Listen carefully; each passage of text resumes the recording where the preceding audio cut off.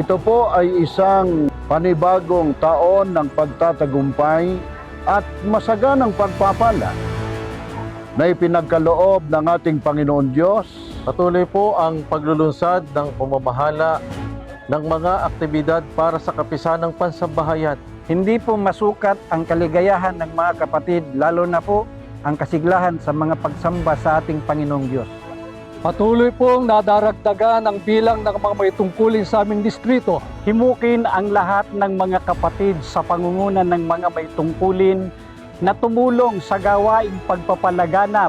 Sa patuloy po na pagtuturo po ng ating tagapamahalang pangkalatan, Namamalagi po sa katapatan ang mga kapatid at sa patuloy na pagtataguyod ng lubos na pagbabagong buhay. Sa hindi po mabilang na pagtatagumpay ng banal na iglesia sa kabila ng maraming mga pagsubok at pag-uusig. Patuloy pong kinakasangkapan ang ating pamamahala sa patuloy na pangunguna sa gawang paglilingkod para bigyan ng kasiyahan ang ating Panginoon Diyos.